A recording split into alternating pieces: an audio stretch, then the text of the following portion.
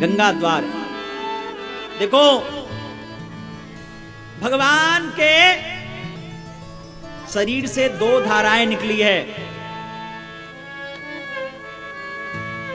दो धाराएं भगवान के शरीर से निकली है जो आपके जीवन को कृतार्थ करती है, कल्याण करती है।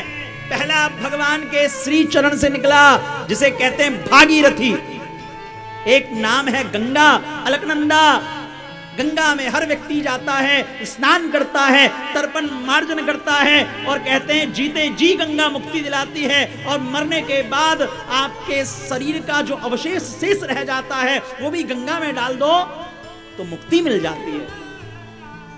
और ये गंगा निकली कहां से? बोले भगवान के श्री चरणों से निकली है।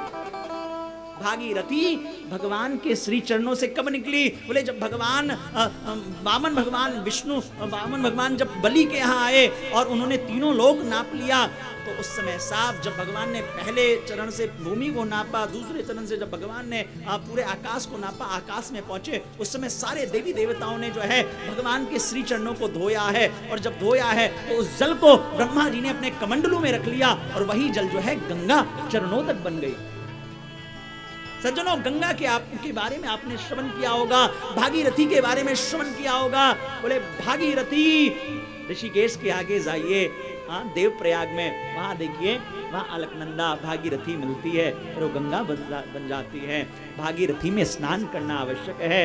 लेकिन सज्जनों, भगवान के श्री चरणों से तो भागीरथी निकली, लेकिन एक और दूसरा प्रवाह भगवान के शरीर से निकला, जिस प्रवाह में डूब करके हजारों लाखों लोग तर गए। बोले दूसरा प्रवाह क्या है? बोले चरणों से भागीरथी निकली और मुख से जो है भागवत निकला। और जो मुख से निकले भागवत को श्रवण करता है, भागवत कोई गीता, भागवत किसी व्यक्ति विशेष ने नहीं लिखा, अपौरुषेय है। चतुश्लोकी भागवत भगवान ने नारायण भगवान ने ब्रह्मा को दिया, ब्रह्मा जी ने वेदव्यास जी को दिया, ब्रह्मा जी ने श्री नारद जी को दिया, नारद जी ने वेदव्यास जी को दिया। बस उसको वेदव्यास जी ने थोड़ा डिकोड कर दिया, चतुश्लोकी को 18,000 श्लोक में कन्वर्ट कर दिया। लेकिन कहते हैं देखो, लेकिन एक फर्क है भागीरथी और भागवत में। ऋषिकेश में जाओ, वहां लोग राफ्टिंग करते हैं। अच्छा, दुनिया की छोड़ो, जब हम भी पढ़ रहे थे अपने समय में अध्ययन कर रहे थे, एक बार हमको भी हमारे साथ के जो अच्छे हमारे मित्र थे, हमारा बड़ा सौभाग्य है, हम अच्छी जगह से पढ़े लिखे, तो हमारे आज भी बड़े अच्छे जो मित्र बंधु हैं, कोई यूएस में, कोई यूके में, कोई जर्मनी में, सब अच्छे वेल सेटल्ड हैं। और वो हमसे आज भी बड़े भाव से कथा सुनते हैं, और में से बहुत सारे लोग तो अभी सुन भी रहे होंगे। एक बार हमारा भी मन हो गया, हमने कहा चलो गए, देखा हमने गंगा जी में राफ्टिंग किया। झूठ क्यों बोलना जी। लेकिन उस समय तो हमारा मन में भाव था एंटरटेनमेंट का। लेकिन फिर समझ में आया, एक दिन कथा करते हुए, लेकिन जब राफ्टिंग कर रहे थे ना, तो बड़ा डर लग रहा था। वैसे तो रहता है, सिक्योरिटी रहती है, पर फिर भी भय लग रहा था। वो चट्टाने, वो प्रवाह, कहीं डूब गए तो क्या होगा। लेकिन भागवत कथा करते करते एक दिन भाव समझ में आ गया।